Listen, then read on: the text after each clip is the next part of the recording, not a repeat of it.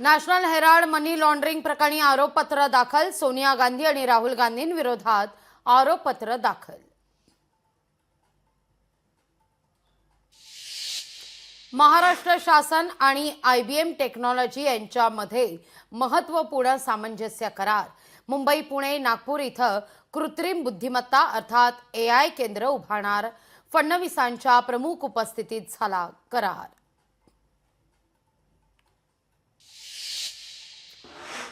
शिधा वाटप दुकानदारांच्या कमिशनमध्ये प्रति क्विंटल 20 रुपयांची वाढ। उपमुख्यमंत्री अजित पवारांच्या अध्यक्षतेखाली बैठकीत निर्णय।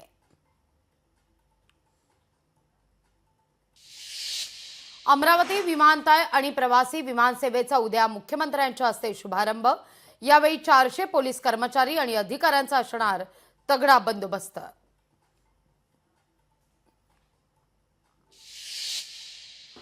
आंतरराष्ट्रीय दर्जाच्या मराठी चित्रपट महोत्सवात 41 चित्रपटांची मेजवानी।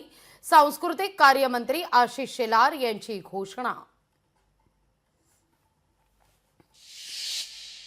नाशिकमध्ये शिवसेना ठाकरे पक्षाची बाईक रॅली।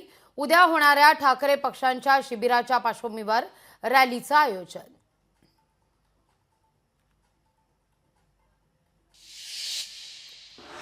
पिंपरी चिंचवडमध्ये गेल्या 3 वर्षात 51 गरोदर मातांचा मृत्यू। शहरात 3 वर्षात 95,932 महिलांची प्रसूती, तर त्यातील 51 मातांचा मृत्यू।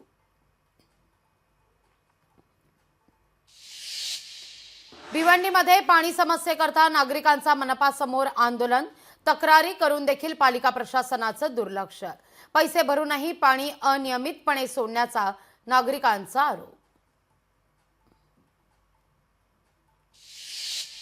लातूरच्या उदगीर तालुक्यात पाणी टंचाईच्या झळा।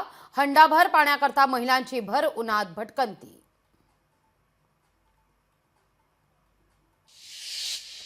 जुन्नरमधल्या गावांना अवकाळी पावसाचा फटका। पावसानं झोडपल्यानं शेतमालाचं प्रचंड नुकसान।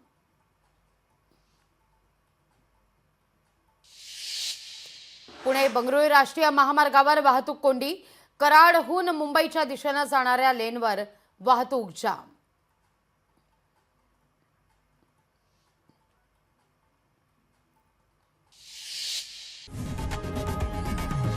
लोकशाही मराठी ऐका, पहा, जागरूक रहा।